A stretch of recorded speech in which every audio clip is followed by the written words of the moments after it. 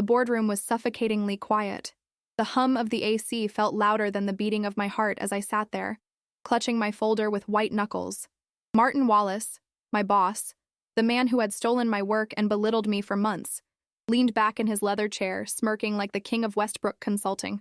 "Emily," he said, tapping the table with his gold Mont Blanc pen, "we need you to advance $10,000 of your own money. Payroll's stuck.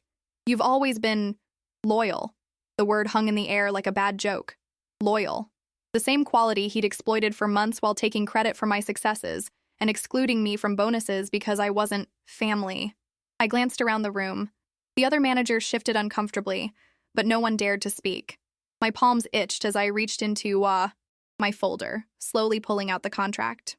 The $22,000 client deal I had closed, the one Martin had paraded as his own success, was staring back at him in bold letters. I slid it across the glossy mahogany table. "Family? Remember?" I whispered, my voice steady but cutting through the silence like glass. Martin's arrogant grin froze. His eyes darted nervously to the corner, where Sandra Blake, the HR director, stood frozen with her clipboard. She had heard everything, and in that instant, the entire office knew the truth. But I hadn't always been this bold. For months, I'd let Martin Wallace walk all over me. I'd let him steal my success, my credit, my dignity, and I'd done it all with a smile, convincing myself that's what professionals do. They stay quiet, they don't rock the boat. It wasn't until he asked me to open my own wallet to solve the company's problems that I finally found my voice. This is the story of how I learned to stand up for myself, not through revenge or public humiliation, but through quiet dignity and unwavering truth. I wasn't always the kind of woman who could confront a powerful man in a boardroom. 6 months ago, I was just Emily Carter, 29, a mid-level consultant at Westbrook Consulting in Atlanta. My one-bedroom apartment in Midtown was modest, but mine, decorated with photos from my solo travels to places I'd promised myself I'd return to someday, when I had more time, more money, more something. Each morning, I'd make the same commute, stopping at the same coffee shop where Lena, the barista, already knew my order. "Vanilla latte for the hardest working woman in Atlanta," she'd say, sliding my cup across the counter. It was a small kindness that often carried me through difficult days. And there were many difficult days at Westbrook. The place operated like a private club where membership was determined by either family ties or an ability to laugh at Martin Wallace's terrible jokes. I had neither qualification, but I did have determination. While others left at 5 p.m. sharp, I stayed late, poring over client data, finding patterns, identifying opportunities. The security guard, Ray, would often stop by my desk around 8 p.m. "Still at it, Miss Carter?" he'd ask, concern etched across his weathered face. "Just wrapping up," I'd lie, knowing I'd be there at least another hour. That dedication is how I landed the Horizon retail account, a national chain looking for financial restructuring, worth $22,000 in fees. I'd spent weeks researching their business model, understanding their pain points, rehearsing my pitch in the mirror until my throat was raw. The day of the presentation, I arrived an hour early, setting up the conference room, checking the projector 3 times. When the Horizon executives walked in, I greeted each one by name. "You've done your homework," said Richard Pendleton, their CFO, looking impressed. The presentation went flawlessly. I answered every question, anticipated every concern. By the end, Richard was nodding. "Emily," he said as we shook hands, "you're the reason we're signing. Your attention to detail and understanding of our needs, that's what sealed the deal." I floated back to my desk that afternoon, pride warming my chest.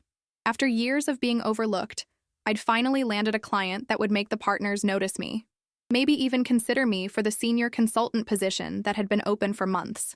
That evening, I treated myself to dinner at a nice restaurant, alone, but happy. I ordered a glass of champagne and toasted myself silently. "To new beginnings," I whispered. If only I'd known what Monday would bring. The team meeting room was buzzing with anticipation when I arrived. Martin had called an all-hands meeting, unusual for a Monday morning. I slipped into a seat at the back, smiling at a few colleagues who barely acknowledged me. Martin strode in, his 6'2" frame commanding attention immediately. At 45, with salt and pepper, hair, and a perpetually sunburned golfer's complexion. He wasn't conventionally handsome, but he carried himself with the confidence of someone who'd never been told no. "Great news, everyone," he announced, clapping his hands together. "The deal with Horizon Retail? Closed. Thanks to me. The room erupted in applause. I sat frozen, the blood draining from my face. 22,000 in fees, Martin continued, and the potential for ongoing work. This is the kind of client acquisition that defines Westbrook Consulting. Not once did he mention my name. Not once did he acknowledge the weeks of preparation, the late nights, the research I'd done. In Martin's version of events, I simply didn't exist. After the meeting, I lingered behind, waiting for the room to clear, when only Martin remained. Gathering his notes, I approached him. "Martin," I said, my voice smaller than I'd intended. "I was hoping you might mention my role in securing the Horizon account." He looked up, genuine confusion crossing his face before it settled into something more calculating. "Your role?" he echoed, stuffing papers into his leather portfolio. "Emily, let's be clear. I've been grooming Horizon for years. They're my contacts. You just helped with some paperwork." But I started, then stopped, unsure how to continue without sounding desperate. "I created the entire presentation. I conducted the meeting. Richard Pendleton specifically said I was the reason they signed." Martin's laugh was dismissive. Richard was being polite. "Look, Emily, you're a good worker, but let's not confuse. Assistance with leadership. I led this acquisition. That's the story." He patted my shoulder as he walked past, leaving me standing alone in the conference room, the echo of his footsteps fading down the hall. That night, I called my older sister, Kate, the only person who'd always believed in me more than I believed in myself. "He completely took credit for my work," I explained, pacing my small living room, like I wasn't even in the room. "That's wage theft," Kate said flatly. "You should report him." "To whom?" I asked. "He's the department head. Everyone loves him. I'll look like I'm jealous or reaching above my station." "So what are you going to do? Just let him get away with it?" I sighed, sinking onto my couch. "For now, yes. I need this job, Kate. I need the experience. Maybe next time I'll make sure there are witnesses. Documentation." There shouldn't have to be a next time, Em. But there was a next time. And a time after that. Each small humiliation building upon the last, until I barely recognized the woman who stared back at me in the mirror each morning. Someone who smiled and nodded while others took credit for her work. Someone who stayed silent in the face of injustice. Until the day Martin asked me to bail out the company with my own money, and something inside me finally snapped. The office happy hour at Westwood Bar was in full swing by the time I arrived. I'd almost skipped it, still stinging from Martin's theft of my Horizon deal, but my friend Zoe from accounting had insisted. "You can't let him win by hiding," she'd texted. "Show up. Hold your head high." So there I was, nursing a gin and tonic in the corner, watching Martin hold court at the center table. He was 3 drinks in, his voice carrying across the room as he regaled the group with stories of his recent golf trip to Hilton Head. Zoe slid into the seat next to me. "You okay?" she asked, her dark eyes studying my face. "I'm fine," I lied, swirling the ice in my glass. "Just tired." "Bullshit," she said softly. "I saw your name on all the Horizon paperwork that came through accounting. That was your deal." Before I could respond, Jake from sales called across the room. "Hey, Martin, tell us about that Horizon account everyone's talking about." The room quieted slightly as Martin straightened, chest puffing with pride. "What can I say? When you've been in this business, as long as I have, you develop instincts. Horizon needed the right approach, and I delivered." "Didn't Emily work on that account too?" Zoe called out, ignoring my desperate kick under the table. Martin's smile didn't falter, but his eyes hardened. "Emily? Sure, she helped with some details. Carried the paperwork, basically." The room erupted in laughter. My cheeks burned, but I swallowed it, forcing a thin smile. "That's not true," I whispered to Zoe. "I did everything." "So say something," she whispered back. But I couldn't. The words lodged in my throat as conversations resumed around us. I excused myself shortly after, claiming an early morning the next day. The truth was, I couldn't bear another minute of watching Martin bask in praise that should have been mine. The following weeks brought new indignities. Martin began excluding me from client meetings. Files would mysteriously disappear from my desk, only to reappear in his presentations. Emails I sent would be forwarded to clients with his name at the bottom. Then came bonus season. The entire staff gathered in the conference room, an atmosphere of tense anticipation filling the air. Sandra Blake from HR stood at the front with Martin, her clipboard clutched tightly against her chest. "Before we announce the bonuses," Martin began, I want to talk about family. He paced slowly across the front of the room, hands clasped behind his back. At Westbrook, we're more than colleagues. We're a family. And family takes care of its own. Loyalty runs in the blood. His eyes swept the room, pausing briefly on me before continuing. That's why this year's bonuses reflect that family spirit. Those who've shown true loyalty will be rewarded accordingly. One by one, names were called. Checks were distributed. Handshakes exchanged. I noticed a pattern quickly. Martin's nephew in marketing, though barely competent, received $5,000. His college roommate's daughter in client relations got $30,500. The new hire, who laughed the loudest at Martin's jokes, got $2,000. My name was never called. Afterward, I approached Sandra Blake as she gathered her things. Sandra, I said quietly. I wasn't on the bonus list. She glanced around nervously before responding. I'm sorry, Emily. The list came directly from Martin. I don't have any control over the allocations. But I brought in the Horizon account. $22,000. Her eyes widened slightly.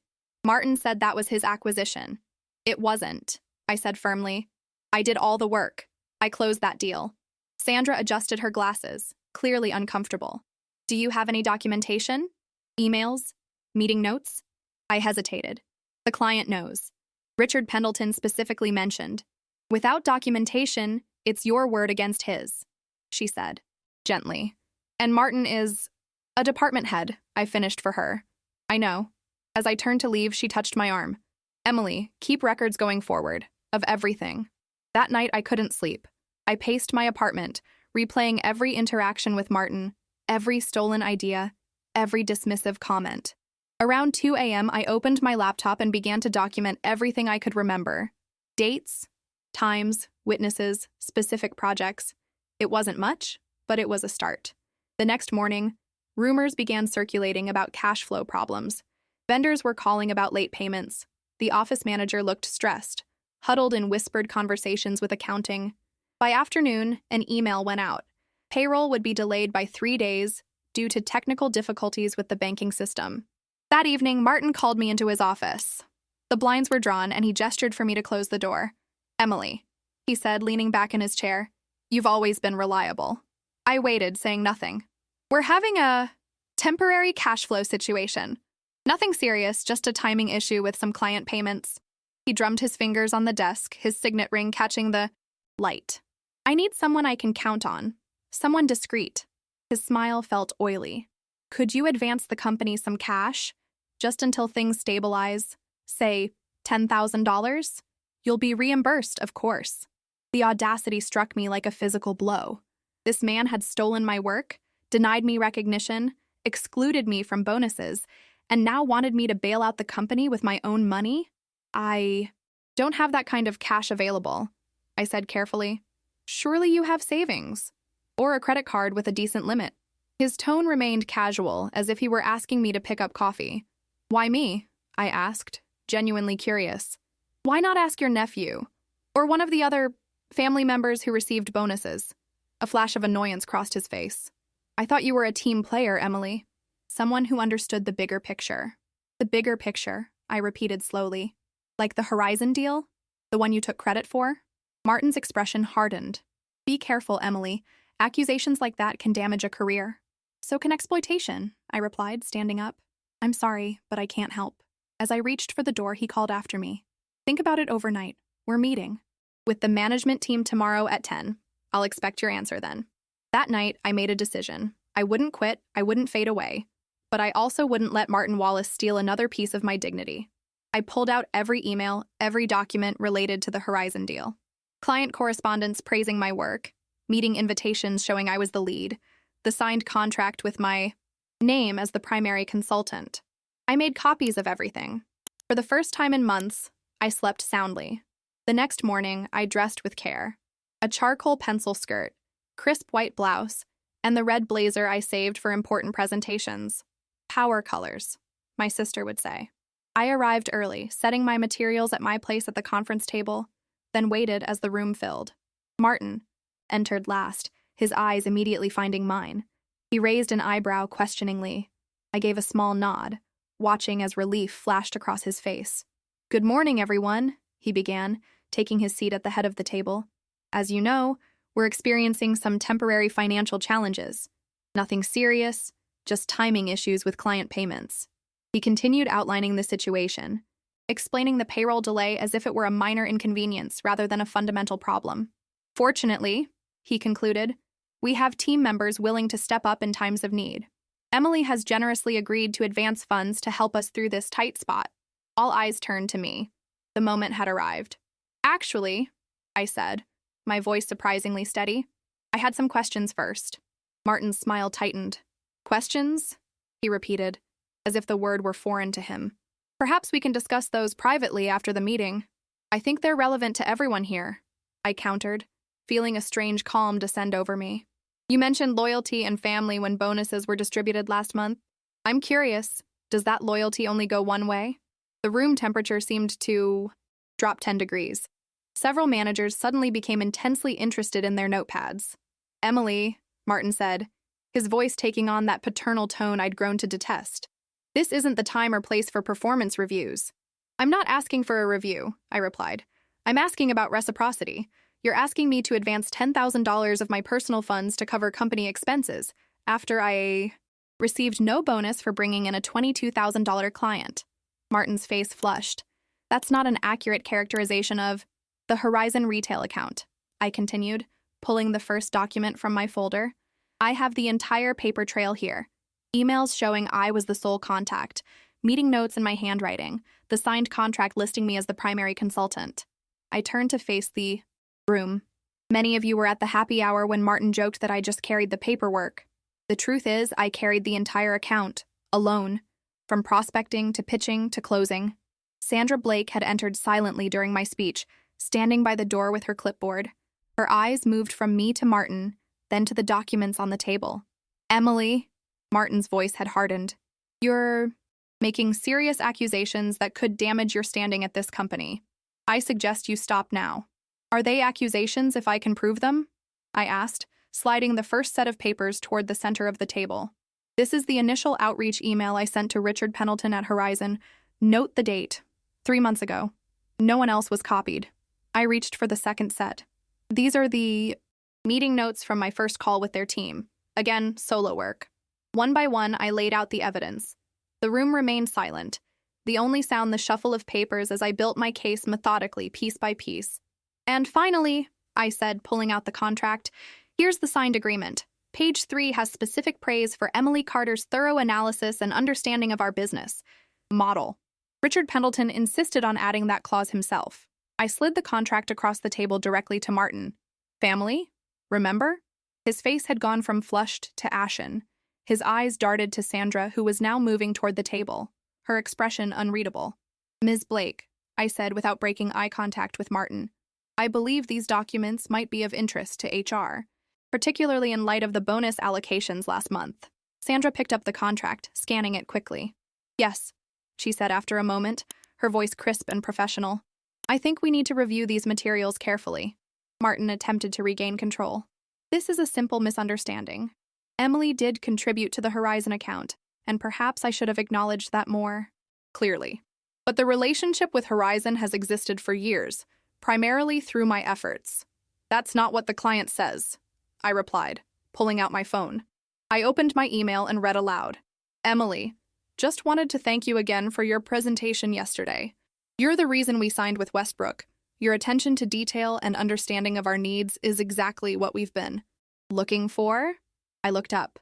That's from Richard Pendleton, sent directly to me after our meeting. Martin wasn't even copied. The silence in the room was deafening. Several managers exchanged glances. Sandra's pen moved rapidly across her clipboard. Given these circumstances, I continued, I don't feel comfortable advancing personal funds to cover company expenses, particularly when others who received substantial bonuses for my work could easily do so instead.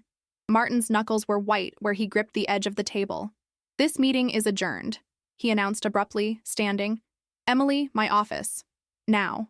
Actually, Sandra interjected, I think HR needs to be present for any further discussions on this matter, and I'd like to review these documents immediately.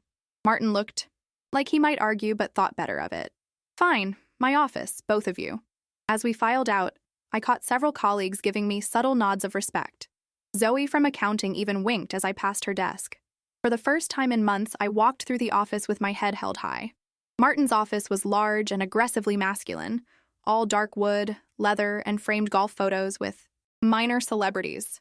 He closed the door firmly behind us, then rounded on me. "Do you have any idea what you've just done?" he hissed. "Presented evidence," I replied simply. "You've undermined my authority in front of the entire management team." Sandra cleared her throat. "Martin, I think the issue here is the evidence itself, not Emily's decision to present it." He turned to her, incredulous. "You're taking her side?" "I'm not taking sides," Sandra replied, her voice steady. "I'm looking at documentation that suggests a senior employee took credit for work done by a subordinate, then denied that subordinate compensation based on that work." She placed the documents on his desk. "These raise serious concerns about potential violations of our ethical code of conduct." Martin scoffed. "Ethical code? This is business, Sandra. Everyone knows how the game is played. Junior staff do the legwork, senior staff close the deals. Is that what happened here?" she asked, pointing to the contract. "Because these documents tell a different story." "Documents can be misleading," he countered. "Context matters." "Yes, it does," I agreed. "Which is why I've invited Richard Pendleton to lunch. Tomorrow." I thought he might want to clarify exactly who at Westbrook convinced Horizon to sign. This was a bluff. I hadn't actually contacted Richard, but the panic that flashed across Martin's face was worth the risk. "You had no authorization to contact clients independently," he said quickly. "I was the primary consultant on their account," I reminded him. "According to this contract, I have every right to maintain that relationship." Sandra was flipping through her notes. "Martin, I'll need to escalate this to the partners. These allegations are serious enough to warrant a formal investigation." "Investigation?" He laughed, but it sounded hollow. "Over a misunderstanding about who did what on one account. That's absurd." "It's not just the account," Sandra replied. "It's the subsequent bonus allocation and now this attempt to have Emily use personal funds to cover company expenses. The pattern suggests a concerning abuse of power." Martin paced behind his desk, clearly calculating his options. Finally, he turned to me. "What do you want, Emily? Everyone wants something. Name it." "Recognition for my work," I said simply. "Past and future. And the bonus I earned." He laughed bitterly. "That's it? No promotion? No corner office? No pound of flesh?" "I don't want anything I haven't earned," I replied. "Unlike some people, I believe in merit." The barb landed. Martin's face hardened again. "Get out, both of you. I need to make some calls." As we left his office, Sandra touched my elbow gently. "That was incredibly brave, Emily. But you should prepare yourself. This could get ugly." "It already was ugly," I replied. "At least now it's honest." The rest of the day passed in a blur of whispers and sidelong glances. Word had spread throughout the office like wildfire. Some colleagues avoided me entirely, while others found excuses to pass by my desk and offer quiet words of support. "About time someone stood up to him," muttered Craig from legal. "My sister works at Horizon," whispered Diane from reception. "She says Richard Pendleton raves about you." By late afternoon, my email pinged with a message from Sandra. "Partners meeting tomorrow, 9 a.m. Your presence requested. Bring all documentation."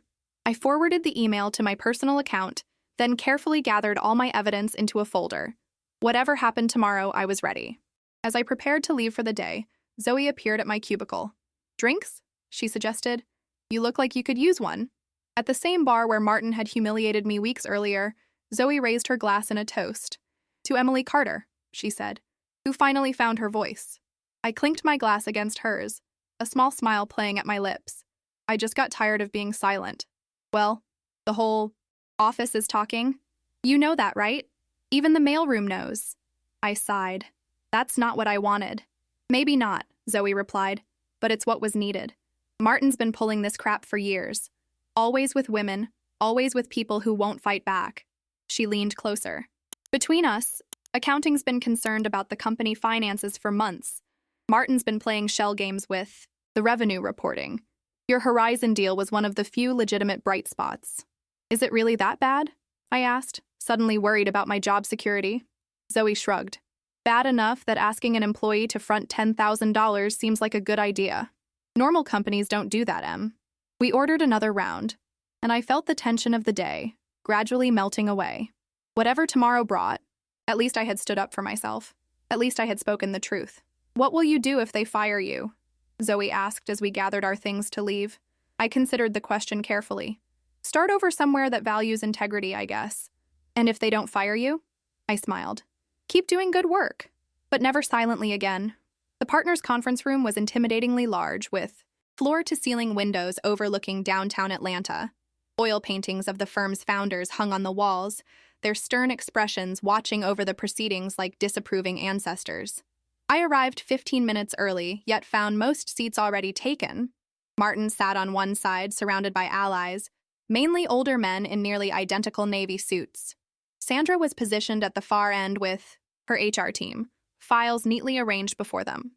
I took the only remaining chair, directly across from Martin. He didn't look up. At exactly 9 a.m., Thomas Westbrook himself entered, the 70-year-old patriarch whose name adorned the building. Conversation ceased immediately as he took his seat at the head of the table. "Let's get straight to it," he said, his voice gravelly with age. "Ms. Blake has brought some concerning allegations to our attention regarding the Horizon retail account and subsequent events." He nodded toward Sandra, who stood and distributed folders to each partner. "What you have before you is documentation regarding the acquisition and management of the Horizon retail account," she began. "As you'll see, there is substantial evidence that Emily Carter was the primary, indeed the only consultant working with this client from initial contact through signing." Sandra methodically walked them through the timeline, referencing emails, meeting notes, and the contract itself. Martin interrupted repeatedly.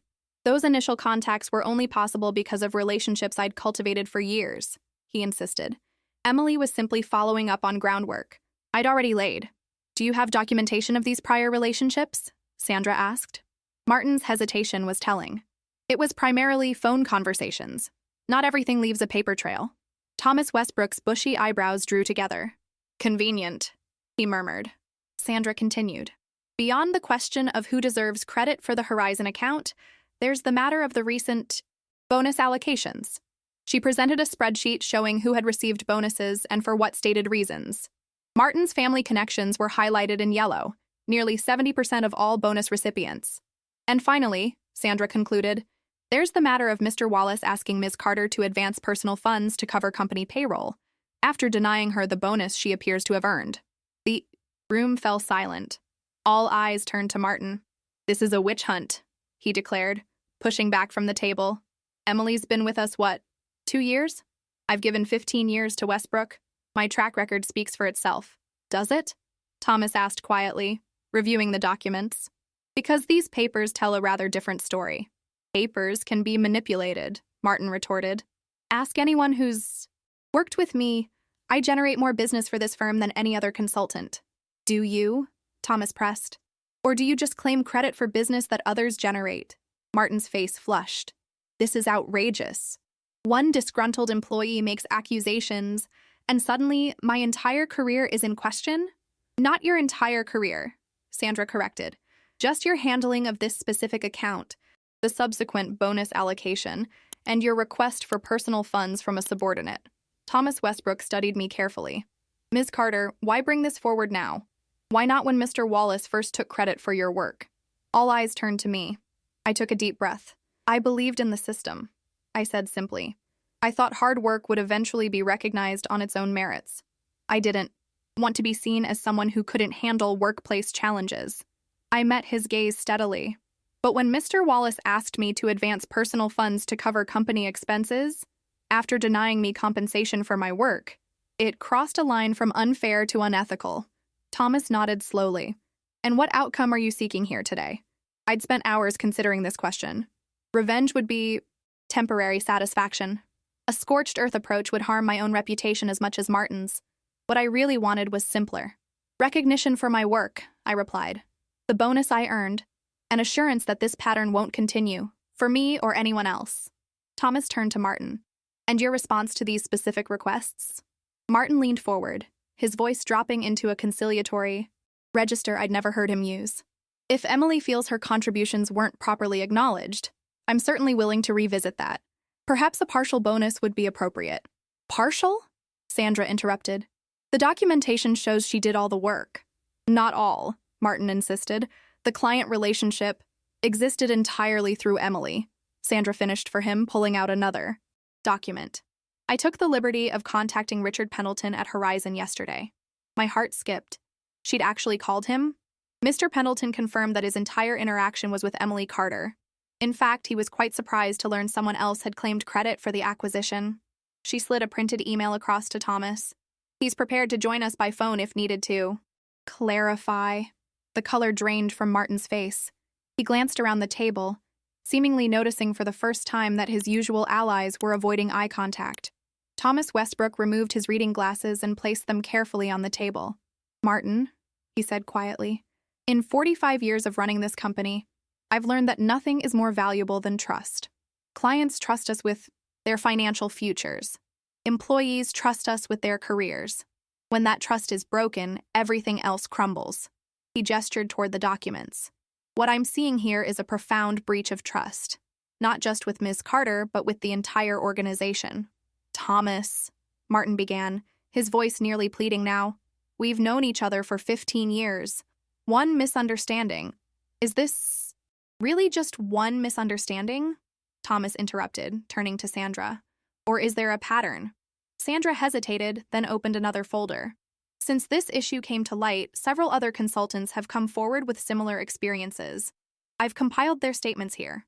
She handed the folder directly to Thomas, who skimmed it silently, his expression growing darker with each page. Finally, he closed the folder and looked up.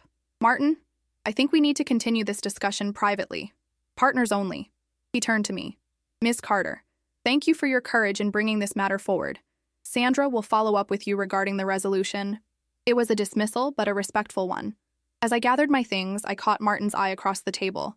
For the first time, since I'd known him, he looked afraid. Outside the conference room, Sandra caught up with me.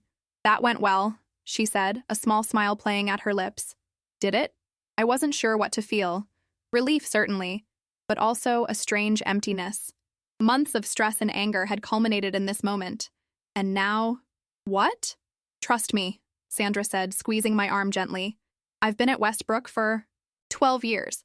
I've never seen Thomas look that way before. Martin's finished. That's not what I wanted, I said, surprising myself with my own honesty. What did you want? I considered the question carefully. Justice, I guess. Recognition, but not revenge. Sandra nodded. That's why you'll go far here, Emily. When this is settled, and it will be, people will remember how you handled it. With dignity and evidence, not malice. Back at my desk, I tried to focus on work, but my mind kept replaying the meeting. The way Martin's face had fallen when Sandra mentioned contacting Richard Pendleton. The way the partners had studied the evidence so carefully.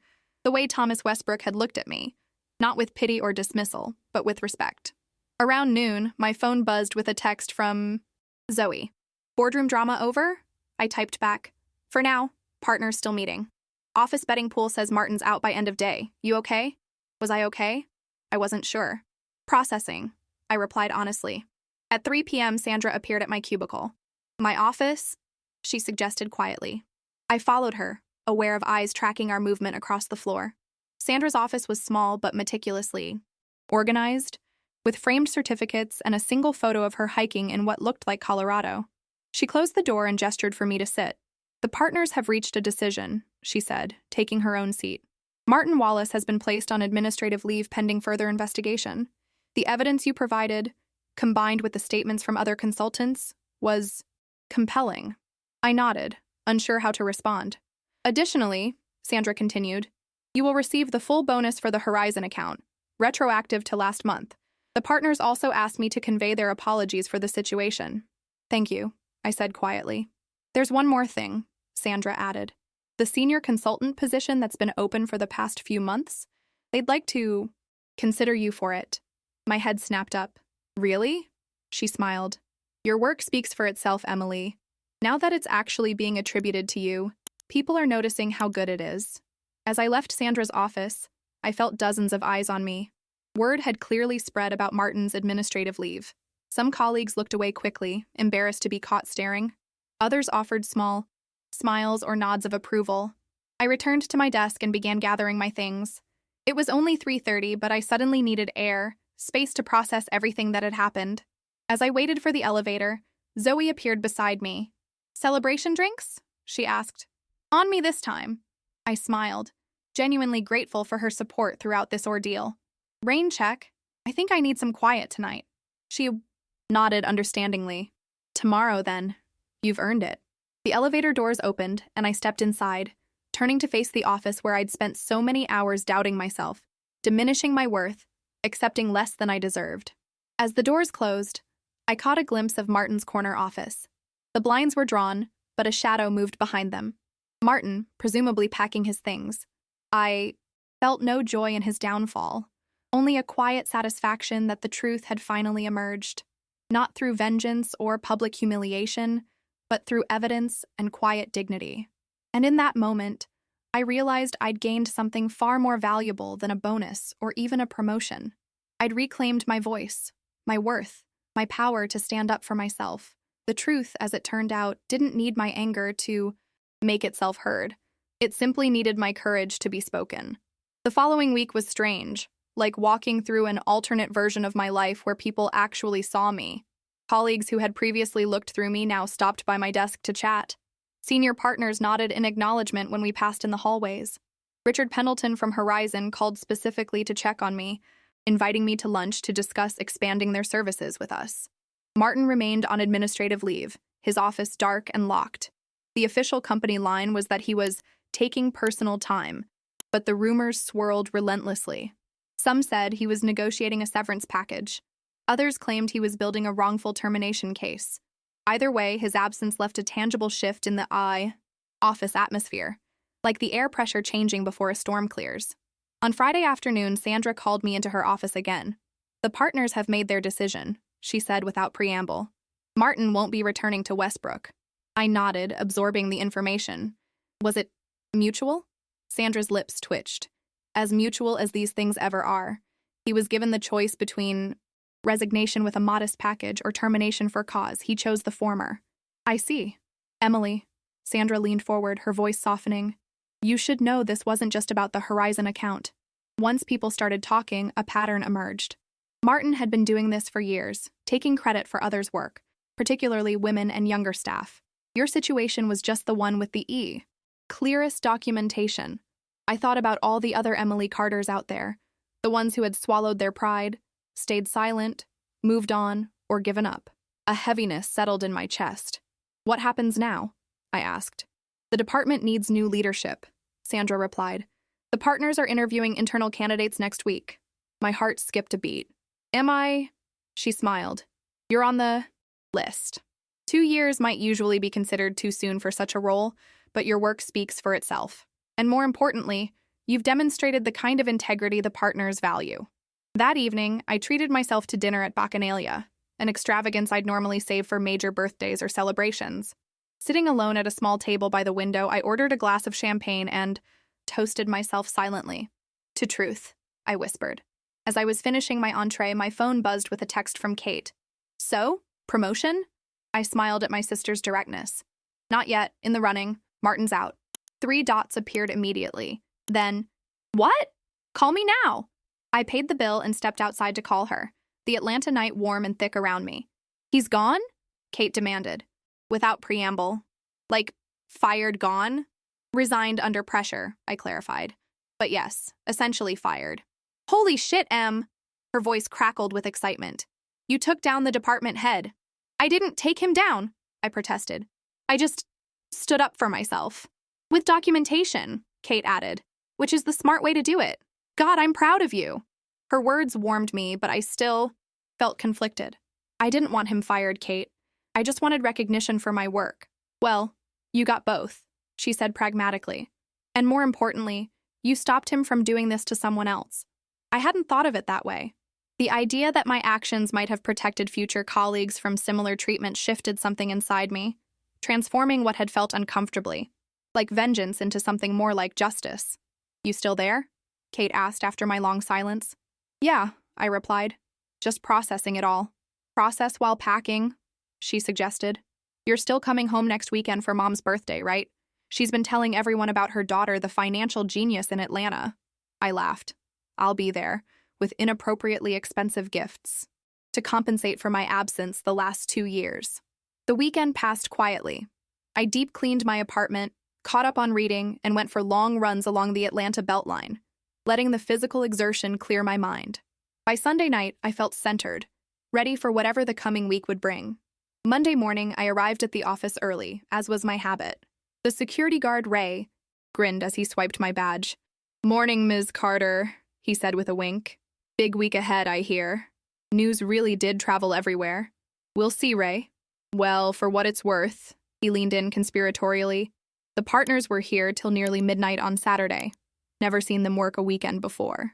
I thanked him for the intel and headed upstairs, wondering what the late-night meeting might mean. The answer came sooner than expected. At 9 a.m. sharp, my email pinged with a meeting request from Thomas Westbrook himself, scheduled for 10 a.m. in the main conference room. The subject line read simply, "Department Restructuring." My stomach tightened. Was this the promotion interview Sandra had mentioned? Or something else entirely? At 9:55, I gathered my portfolio, straightened my blazer, and made my way to the conference room. To my surprise, the entire consulting department was filing in. About 20 people in total. This wasn't an interview, it was an announcement. Thomas Westbrook stood at the front, flanked by 2 senior partners and Sandra. He waited until everyone was seated before speaking. "Good morning," he began, his voice stronger than his 70 years would suggest. "As you all know, Westbrook Consulting is experiencing some transitions. Martin Wallace is no longer with the company, and we've been evaluating how best to move forward." He paused, surveying the room. "After considerable discussion, the partners and I have decided to restructure the department. Rather than replacing Martin with a single department head, we'll be creating 3 new team lead positions, each overseeing different client segments." Murmurs rippled through the room. This was unexpected. Each team will have greater autonomy and direct client contact. Team leads will report directly to the partners, eliminating the bottleneck we've experienced in the past. He picked up a sheet of paper. The 3 teams will be corporate accounts, led by James Hoffman, small, business and startups, led by Diane Washington, and retail and consumer, led by Emily Carter. My breath caught. Around me, heads turned, some with smiles, others with carefully neutral expressions. I struggled to keep my face composed as Thomas continued outlining the new structure, compensation adjustments, and reporting lines. "These changes take effect immediately," he concluded. "Team leads, please see Sandra this afternoon for your new office assignments and transition details. Everyone else, your team assignments will be communicated by end of day." As the room emptied, several colleagues paused to congratulate me. James, a veteran consultant in his 50s, gave me a genuine handshake. "Well deserved," he said simply. Diane, who had been at Westbrook almost as long, offered a warm smile. "Looking forward to working with you as a peer." I was still processing what had happened when Thomas approached. "Ms. Carter," he said, extending his hand. "Congratulations." "Thank you, sir," I managed. "I'm honored by the trust you're placing in me." He studied me with shrewd blue eyes.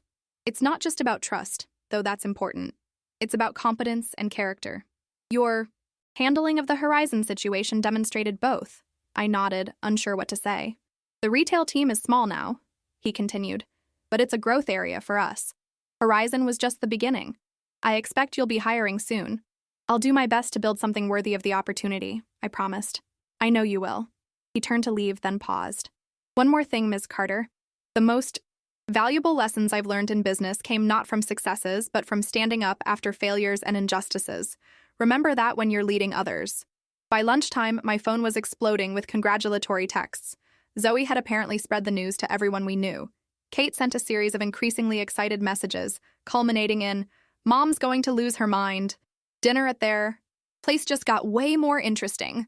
But the most unexpected message came from Richard Pendleton. "Heard about the promotion. Westbrook finally recognizing talent. Let's discuss expanding our services over that lunch. My treat this time." By late afternoon, I was sitting in my new office, not Martin's corner suite that went to James with his seniority, but a respectable space with actual walls and a door that closed. Sandra stopped by with a plant, a small peace lily in a ceramic pot. "Office warming gift," she explained. "They're hard to kill, even for workaholics who forget to water things."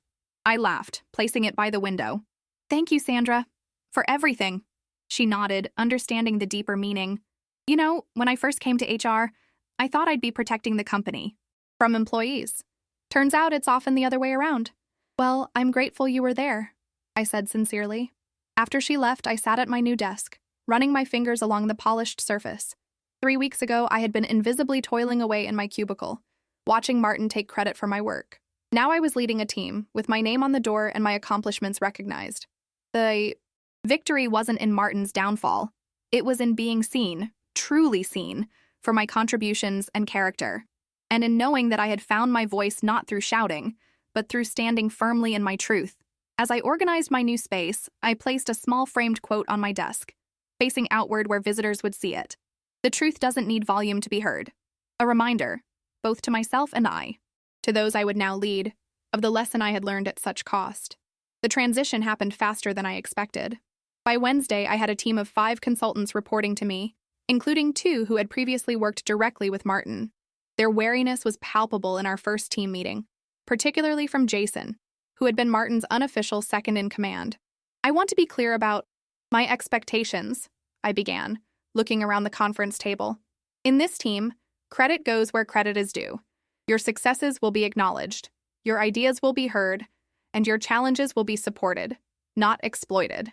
Jason's expression remained skeptical. And billable targets? Will be ambitious but realistic, I replied evenly. Success here won't be measured just by numbers, but by client satisfaction, team collaboration, and ethical practice. Martin said similar things when he started, Jason noted, his tone carefully neutral. I met his gaze directly. I'm not Martin. Judge me by my actions, not my words or his history. By Friday, I had individually met with each team member, reviewed our current client portfolio, and drafted a growth strategy to present to the partners the following week. The work was exhilarating, if exhausting.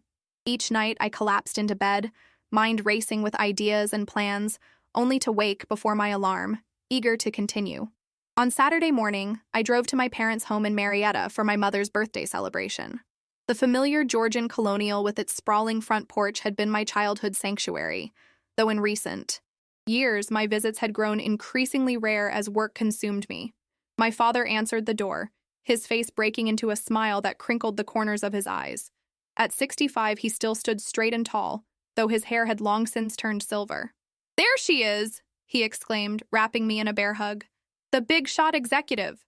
Behind him, my mother appeared, wiping her hands on her apron. "Robert, let the girl breathe." But she was beaming too as she took her turn embracing me. "Kate told you?" I asked, following them inside. "Told us? She practically took out a billboard."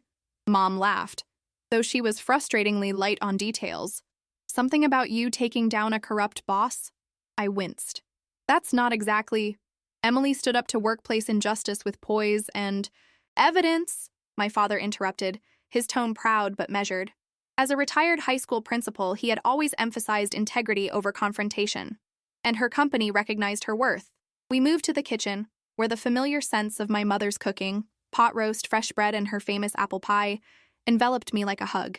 Kate was already there, pouring wine and setting the table. "The conquering hero returns," she announced, raising her glass. To Emily, who not only secured the bag but cleaned house while doing it.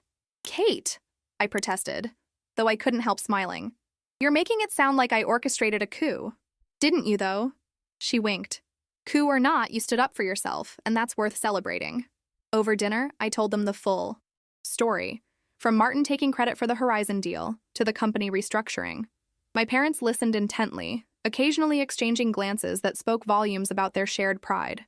"I always knew you had that strength in you," Mom said when I'd finished. "Even as a child, you had this quiet determination. Remember when you taught yourself to ride a bike after the neighborhood kids said you were too small?" I laughed. "I fell so many times my knees were permanently scabbed that summer." "But you never quit," Dad added. "And you never complained, just got back up and tried again." Kate raised her glass. To Emily, who proved that quiet strength beats loud arrogance every time. We clinked glasses, and as we moved to the living room for dessert, I felt a profound sense of being home, not just physically, but emotionally. These were the people who had always seen me clearly, who had valued my quiet persistence long before Westbrook recognized it. Sunday evening came too soon, and I reluctantly packed my car for the drive back to Atlanta. As I hugged my parents goodbye, Mom pressed a container of leftovers into my hands. "For those late nights at the office," she said. "Don't work too hard, sweetheart. Success means nothing if you're too exhausted to enjoy it. Dad squeezed my shoulder. Proud of you, Em. Not just for the promotion, but for how you handled yourself through it all. The drive back was peaceful, giving me time to reflect on everything that had changed in such a short time. As Atlanta's skyline appeared on the horizon, I felt ready for the challenges ahead, not just professionally, but personally. Standing up to Martin hadn't just changed my career. It had changed how I saw myself. Monday morning brought a fresh wave of energy. I arrived early, stopping at my usual coffee shop where Lena greeted me with a knowing smile. "Vanilla latte for the boss lady," she said, sliding my cup across the counter. I laughed. News travels fast. "Atlanta's smaller than it looks," she replied with a wink, "especially when your friend Zoe is a regular here too." At the office, I found an email from Thomas Westbrook, requesting my presence at the partners meeting that afternoon to present my retail team strategy. It was earlier than expected. I'd planned to have another week to prepare, but the challenge energized rather than intimidated me. By lunchtime, I had refined my presentation and run it by Diane, who offered valuable insights from her years of experience. We'd formed an unexpected alliance in the new structure, sharing ideas and resources across our teams. "You've got this, Emily," she assured me as we walked back from the cafe across the street. "Just remember, the partners invited you to the table because they value your perspective. Don't try to guess what they want to hear. Tell them what they need to know." The partners' meeting was held in the executive boardroom on the top floor, a space I'd only glimpsed through closed doors before. 8 partners sat around a gleaming mahogany table with Thomas at the head. He gestured for me to take the empty seat to his right. "Ms. Carter, we're eager to hear your vision for the retail division," he said by way of introduction. I took a deep breath and began. "Westbrook's retail client base has historically been our smallest segment, but recent market trends suggest it could become our most dynamic growth area." For the next 20 minutes, I outlined my strategy, identifying underserved mid-market retail chains like Horizon, developing specialized service packages for retail-specific challenges, and leveraging our successes to build a reputation in the sector. "The Horizon account can serve as our proof of concept," I explained. "They've already expressed interest in expanding services, and Richard Pendleton has offered to make introductions to other retailers in their network." The questions that followed were probing but fair. I answered honestly, acknowledging areas where we needed to develop expertise and proposing timelines for building those capabilities. When I finished, there was a moment of silence. Then Thomas nodded approvingly. "Ambitious but grounded," he said. "Exactly what we need. You have the partner's support to proceed, Ms. Carter." As I gathered my materials to leave, one of the older partners, a man who had rarely spoken to me before, stopped me. "That colleague of yours who was let go," he said quietly. "He once sat where you're sitting now, making similar promises. The difference is, I believe you'll deliver on yours." Back at my office, I found my team waiting anxiously for news. "Well?" Jason asked, his former skepticism now tinged with curiosity. "We got the green light," I announced. "Full approval for the strategy, including 2 new hires and the specialized training we discussed." The celebration was small but genuine, a collective exhale of relief and excitement. For the first time, I felt us functioning as a true team rather than competitors under the same roof. Later, as the office emptied for the day, I remained at my desk, reviewing client files and making notes for the next day's meetings. Soft knock at my door interrupted my focus. I looked up to find Sandra standing there. "Working late already?" she asked. "The promotion's less than a week old." I smiled ruefully. "Old habits." She entered, closing the door behind her. "I wanted to let you know, Martin's official resignation was announced to the company today." I nodded, unsurprised but still processing the finality of it. "He asked to speak with you," she continued, watching my reaction carefully. "The partners left it entirely up to you. No pressure either way." I sat back, genuinely surprised. What could he possibly want to say to me? Sandra shrugged. Closure? Apology? One last attempt to control the narrative? I don't know, but I thought you should have the choice. I considered it carefully. Part of me wanted to, refuse to close that chapter completely. But another part, the part that had grown stronger through this ordeal, was curious. "When?" "Tomorrow, if you're willing. Neutral ground. The cafe across the street. I'd be nearby if needed." I nodded slowly. "Okay, but on my terms. 15 minutes, no more." Sandra smiled approvingly. "I'll arrange it." That night, I called Kate for advice. "You're actually considering meeting with him?" she asked incredulously. "Why give him the satisfaction?" I'm not sure it is satisfaction he's after, I replied. And maybe I need the closure too. She sighed. Just don't let him manipulate you. You won the war, don't lose the peace. I won't, I promised. This isn't about forgiveness or reconciliation. It's about moving forward with a clean slate. The next morning, I dressed with particular care.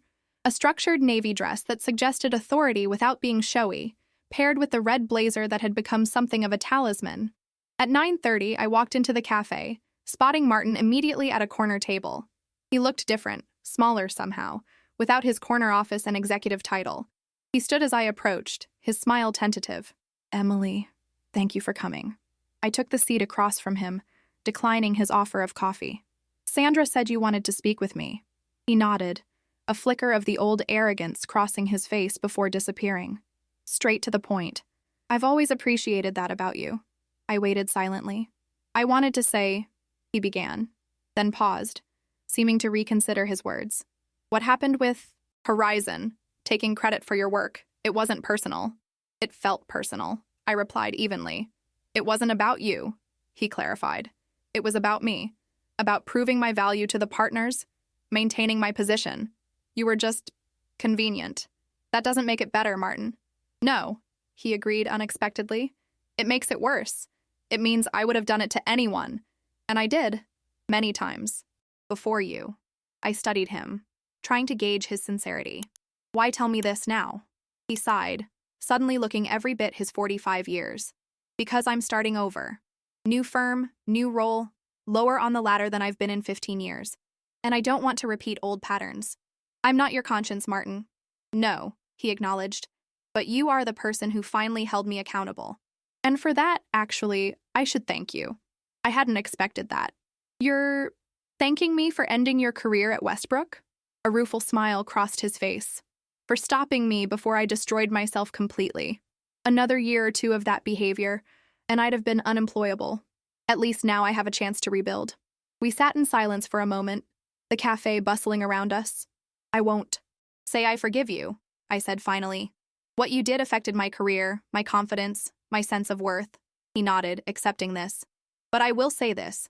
I hope you use this fresh start well. Not for my sake, but for whoever works with you next. I stood, our 15 minutes nearly up. Goodbye, Martin. As I turned to leave, he called after me softly. You'll make a better leader than I ever was? Emily. I walked back to Westbrook feeling strangely lightened. Not because Martin had apologized. His words had fallen well short of a true apology. But because I had faced him as an equal, neither seeking his approval nor fearing his power. The chapter was truly closed now, and the story ahead was mine to write. The months following my promotion passed in a productive blur. Our retail team quickly became the fastest-growing division at Westbrook, with the Horizon account serving as both our flagship client and our most effective referral source. Richard Pendleton proved as good as his word, introducing us to 3 other mid-sized retail chains within his network. By quarter's end, we had doubled our client roster and exceeded our revenue targets by 15%. What pleased me most, however, wasn't the numbers, but the culture we were building. Jason, once Martin's reluctant enforcer, had transformed into one of my most valuable team members. His technical skills had always been strong, but freed from Martin's toxic influence, his creativity and client rapport flourished. The difference is trust, he told me during his 6-month review. Under Martin, everything felt like a competition. One mistake could cost you everything. Now, we're actually collaborating. I hired 2 new consultants, both women with retail experience who had been overlooked at their previous firms. Together, we developed a signature approach that emphasized transparency and partnership with our clients rather than the mysterious black box consulting that Martin had favored. Our reputation spread. At industry events, I began to notice people seeking me out rather than the other way around. You're the one who turned around Horizon's supply chain issues, they'd say, or I heard your team actually listens before prescribing solutions. It was gratifying, but more importantly, it felt authentic. We weren't selling smoke and mirrors. We were delivering real value based on genuine expertise and honest relationships. One rainy Tuesday in November, Thomas Westbrook stopped by my office unannounced. At 71 now, he had begun talking about retirement, though no one quite believed he'd ever fully step away. Got a minute? he asked, settling into the chair across from my desk without waiting for an answer. Of course, I replied, closing my laptop. Annual partner nominations are next month, he said without preamble. Your name is being put forward. I blinked, genuinely surprised. Team lead to partner in less than a year would be unprecedented. That's unexpected. Thomas smiled slightly. Is it? Your division has the highest growth rate and client satisfaction scores in the firm. The work speaks for itself. I'm honored, I said carefully. But isn't it unusually fast? Emily. Thomas leaned forward, his blue eyes sharp as ever. Westbrook didn't succeed by clinging to artificial timelines. When someone demonstrates the qualities we need in leadership, integrity, vision, results, we act accordingly. He stood to leave, then paused at the door. The vote is traditionally a formality, but in your case, I thought you should know it's already unanimous. After he left, I sat, motionless, absorbing the news. Partnership at Westbrook meant equity, profit sharing, and a seat at the table where the firm's future was decided. It meant validation of everything I'd worked for, everything I'd stood for when standing seemed impossible. I reached for my phone to call Kate, then hesitated, redirecting to a different number instead. The call connected after 3 rings. Pendleton, speaking. Richard, it's Emily Carter. Do you have a few minutes to discuss the Horizon account? We met for lunch the following day at a quiet restaurant near his office. Richard had become more than a client over the past months. He was an ally and increasingly a mentor in the retail space. So, he said after we'd ordered, what's this mysterious meeting about? Our quarterly review isn't for another 3 weeks? I took a deep breath. I'm being nominated for partnership at Westbrook. His face broke into a genuine smile. Well, it's about damn time. Congratulations, Emily. Well deserved. Thank you, but that's actually not why I wanted to meet. I leaned forward. Before this becomes official, I need to be completely transparent about something. Richard's expression turned curious. Sounds serious. It is. I met his gaze directly. The day I presented you with our proposal for Horizon, that was a turning point in my career. You said something that gave me the courage to eventually stand up for myself when my work was being claimed by others. Did I? He looked genuinely puzzled. You said I was the reason you signed with Westbrook. Those exact words. Recognition dawned in his eyes. I remember. And it was true. What you couldn't have known was that my then-boss would take complete credit for landing your account, or that your words would become crucial evidence when I finally confronted the situation. Richard sat back, understanding spreading across his face. So that's what happened. I always wondered about the sudden management changes. I've never told you the full story because I didn't want it to affect our professional relationship, I explained. But with partnership on the horizon, I felt you deserved to know that your account was at the center of a significant ethical reckoning at Westbrook. Richard was quiet for a moment, considering. Then he laughed softly. Emily, do you know why I chose Westbrook over the other firms pitching us? I shook my head. Because you were the only consultant who actually listened to our problems instead of pushing prepackaged solutions. You treated us like partners, not revenue streams. He leaned forward. Finding out that you also had the integrity to stand up against internal injustice only confirms I made the right choice. Relief washed through me. I just didn't want there to be any surprises or questions about how we secured your business. The only surprise, Richard replied, raising his water glass in a toast, is that it took Westbrook this long to make you partner. To your continued success, built on truth and value, not smoke and mirrors. We clinked glasses, and in that moment, I felt the last lingering shadow of Martin Wallace's influence finally lift from my professional life. December brought the official partnership vote, followed by a celebration at Thomas Westbrook's historic Buckhead home. Standing among my new fellow partners, champagne in hand, I caught Sandra's eye across the room.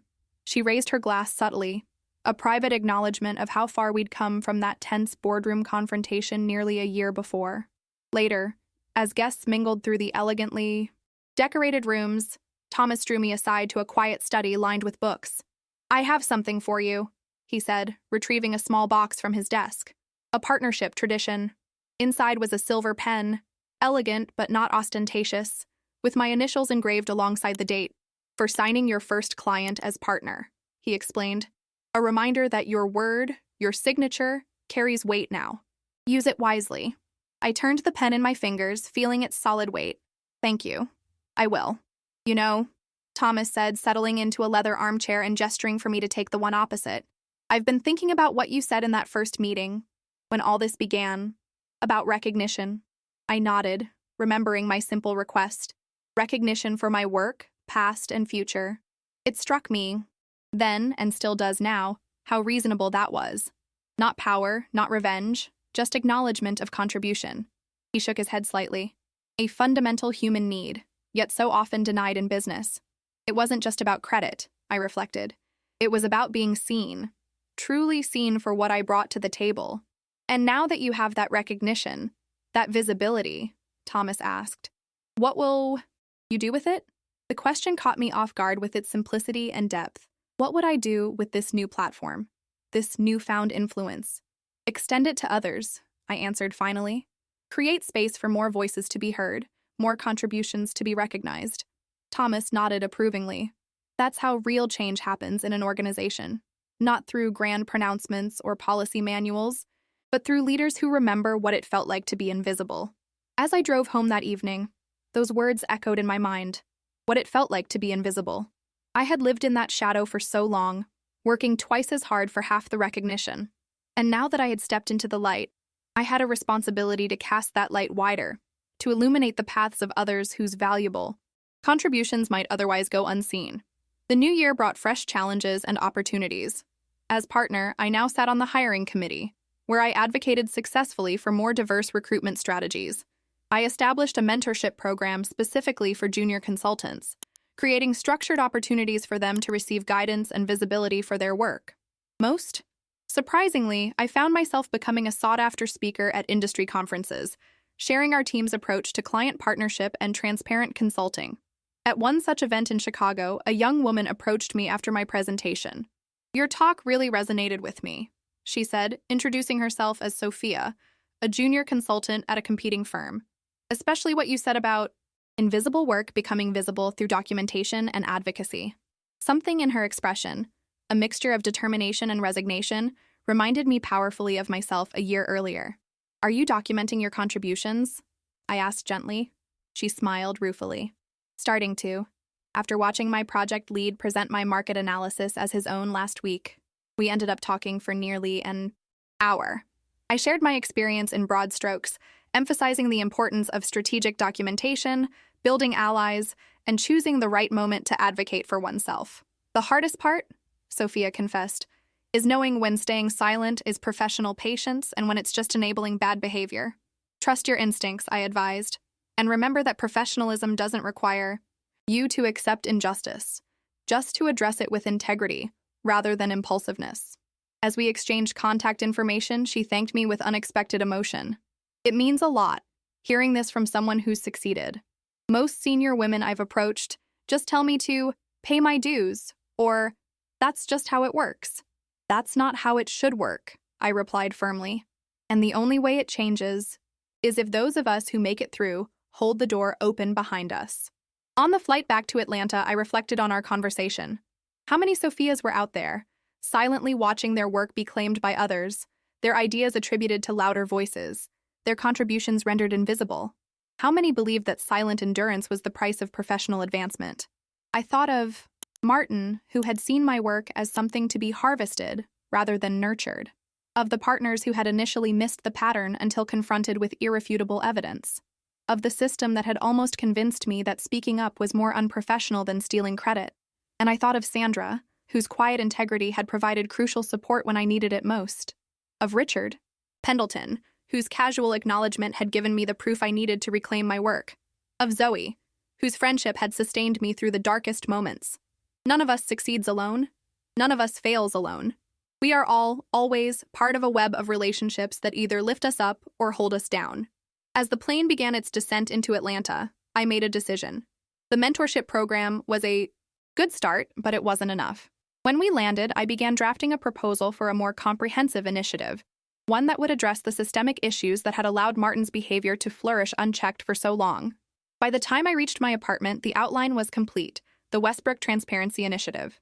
A firm-wide overhaul of how work was attributed, credited, and rewarded.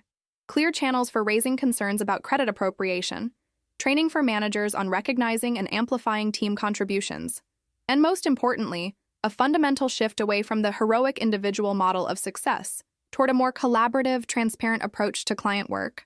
It would be challenging, it would meet resistance, but I had learned that the hardest conversations were often the most necessary ones.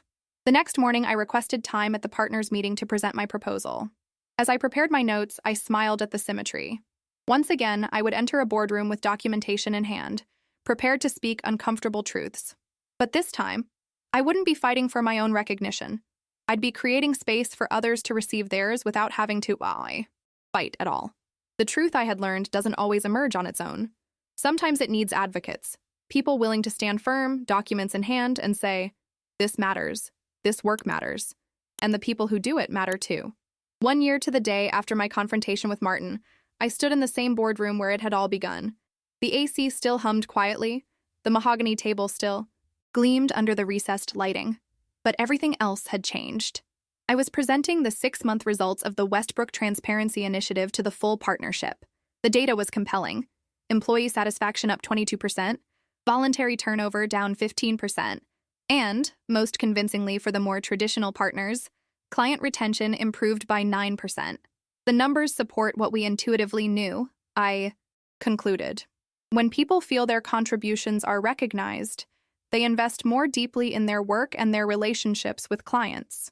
Thomas Westbrook, who had become my most steadfast ally in implementing these changes, nodded approvingly.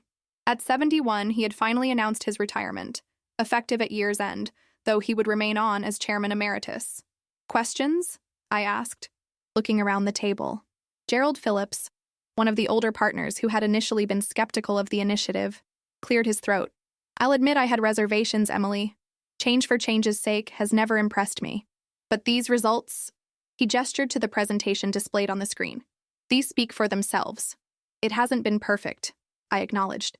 "We've had some growing pains, particularly around the collaborative credit model for client acquisition. But the team feedback suggests we're moving in the right direction." After addressing a few more technical questions, the meeting concluded with unanimous approval to continue and expand the initiative. As partners filtered out, Thomas lingered behind. "Full circle," he observed, glancing around the boardroom. 1 year ago, you were fighting for recognition of your own work. Now you're changing how an entire firm thinks about attribution and credit. I smiled, remembering the fear and determination I'd felt that day. It feels like longer than a year. Growth often does. Thomas gathered his things. "Have you heard anything from Martin?" The question surprised me. "Not since our coffee meeting. No." "Why?" Thomas shrugged. "Curiosity. I ran into Bill Jensen from Mercer Consulting last week.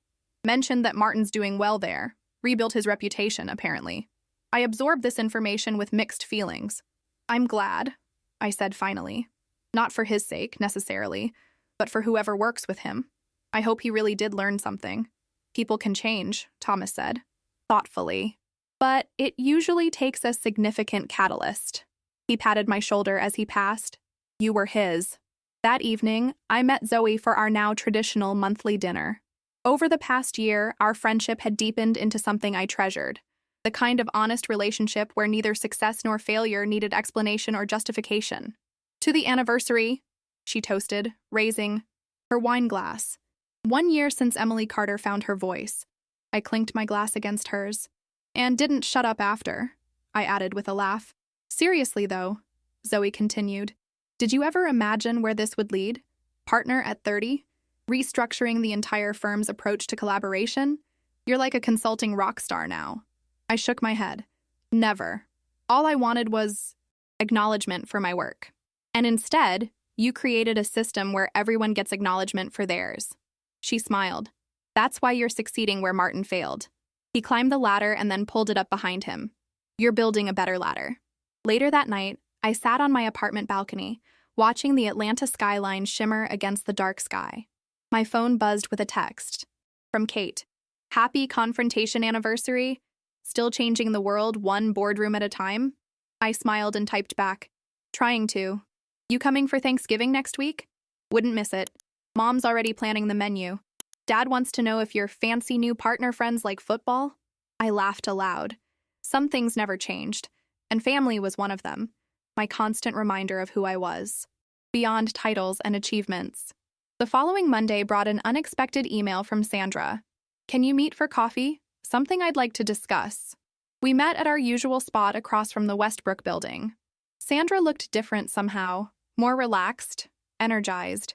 "I've accepted a position at Horizon," she announced once we'd settled with our drinks. "Chief People Officer, Richard Pendleton, recruited me directly." "Sandra, that's wonderful," I said, genuinely delighted for her. "But Westbrook will miss you terribly." "That's partly why I wanted to talk," she continued. "I've recommended my assistant director, Tanya, to replace me. She's brilliant, ethical, and she's been instrumental in implementing the transparency initiative on the HR side." I nodded, familiar with Tanya's excellent work. "She'd be perfect. But she'll need allies at the partner level," Sandra added. "Someone who understands that HR isn't just about protecting the company from liability, but about creating an environment where people can do their best work." "You have my support," I promised immediately. "Tanya's exactly the kind of leader HR needs." Sandra smiled gratefully. "I knew I could count on you." She hesitated, then added, "There's something else. Richard mentioned he's considering expanding Horizon's consultant relationships, possibly bringing on a second firm to handle their international expansion." I nodded slowly, understanding the implicit message. Horizon had been our flagship client, the cornerstone of our retail division's growth. Losing even part of their business would be a significant blow. "He specifically asked me to tell you that he'll be calling to discuss it," Sandra continued. "He values the relationship with your team, but their needs are expanding rapidly." "I appreciate the heads up," I said, mind already racing with possibilities. We'd discussed international capabilities at our last strategy session, but had tabled it as a longer-term goal. "Emily," Sandra's voice grew serious, "a year ago you walked into that boardroom with documentation and courage, not knowing how it would end. I've watched you transform that moment of crisis into a movement for change that's benefiting the entire firm." She reached across the table to squeeze my hand briefly. "Whatever happens with Horizon, remember that your true success isn't tied to any single client or account. It's in the culture you're building and the people whose careers are flourishing because of the space you've created." Her words stayed with me throughout the day, through meetings and conference calls and the thousand small decisions that filled my schedule. That evening, I canceled my dinner plans and stayed late, drafting a proposal for accelerating our international capabilities development. If Horizon needed global support, we would find a way to provide it, not by overreaching or overpromising, but by building authentic capacity through strategic partnerships and targeted hiring. I worked until nearly midnight, energized by the challenge rather than intimidated by it. As promised, Richard called the next morning. We spoke for nearly an hour about Horizon's expansion, plans, and their growing international needs. "I won't pretend we haven't had approaches from larger firms with established global networks," he said candidly. "But the transparency and partnership we've experienced with your team is rare. We'd prefer to grow with you, if possible." "I appreciate that, Richard." "And the honesty." I outlined the framework of my proposal, a phased approach to supporting their international needs through a combination of strategic partnerships with local firms and targeted hiring of consultants with relevant experience. "It's not an overnight solution," I acknowledged, "but it's an authentic one. We won't promise capacity we don't have, but we will build what you need alongside you, with the same transparency and collaborative approach that's defined our relationship so far." Richard was quiet for a moment. "Send me the proposal," he said finally. "I like the approach. It's honest, which is refreshingly rare in this industry." After we hung up, I sat back in my chair, thinking about Sandra's words again. Whatever happens with Horizon, remember that your true success isn't tied to any single client or account. She was right, of course. If we lost Horizon, it would be disappointing but not devastating. The systems and culture we'd built would continue. The people we'd hired and developed would still thrive. The changes we'd implemented would still benefit the firm. But fighting for Horizon felt right. Not from a place of desperation or fear, but from a commitment to the relationship we'd built. That was the difference between now and a year ago. I was no longer struggling to be seen. I was choosing where to focus my clearly acknowledged strengths. 2 weeks later, Richard called with his decision. Horizon would maintain their primary relationship with Westbrook for both domestic and international needs, with a 1-year review period to assess our progress in building global capabilities. "Your proposal was actually less comprehensive than some competitors," he explained, "but it was the only one that felt genuine rather than aspirational. You acknowledged the challenges instead of glossing over them."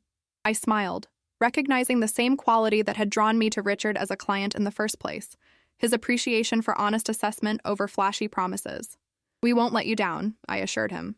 "I know," he replied simply. "That's why we're staying." As Thanksgiving approached, I found myself in the unusual position of having cleared my calendar completely for a 4-day weekend. In previous years, I'd always worked through holidays, using the quiet office as an opportunity to catch up or get ahead. But this year, at Kate's insistence, I had committed to being fully present for family time. My parents' home was exactly as I remembered it: warm, slightly chaotic, and filled with the scents of my mother's cooking.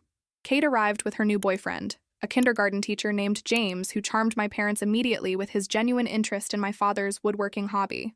After dinner, as the others watched football in the living room, I helped my mother clean up in the kitchen. We worked in comfortable silence for a while, falling into the familiar rhythm we'd established during my childhood. "You seem different," she observed finally, handing me a plate to dry. "More settled." I considered this. "I think I am. This past year has been transformative.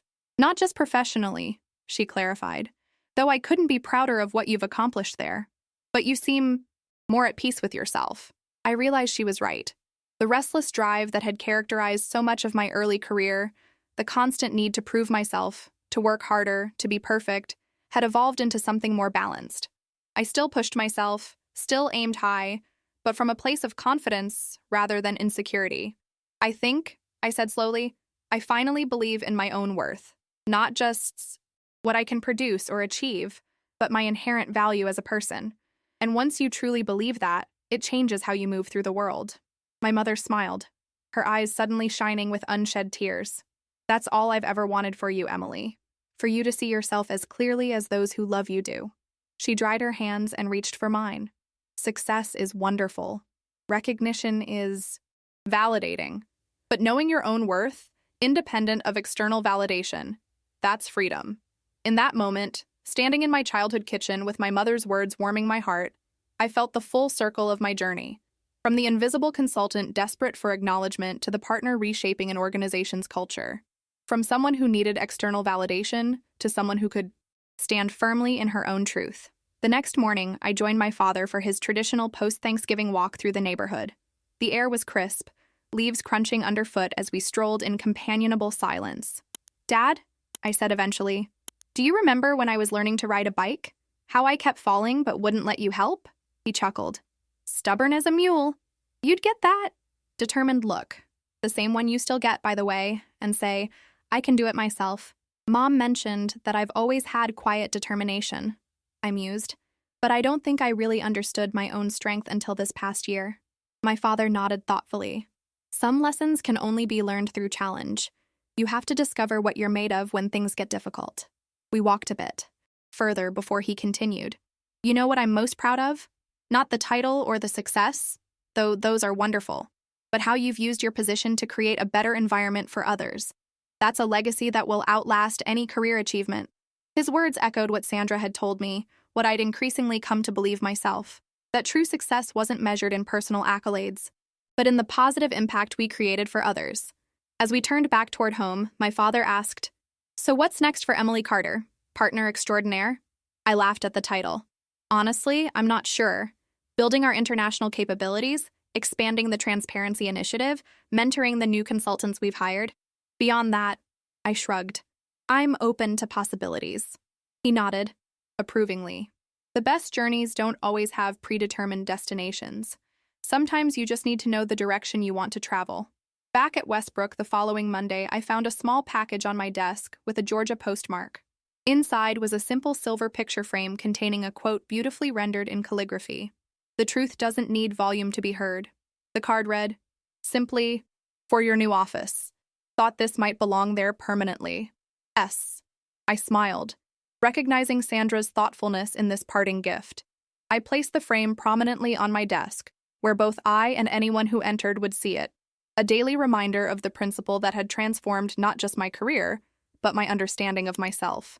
Later that day, I received an email from Sophia, the young consultant I'd met at the Chicago conference. She had attached an article she'd written for an industry publication about collaborative credit models in consulting, citing Westbrook's transparency initiative as an emerging best practice. "Thought you might like to see this," she wrote.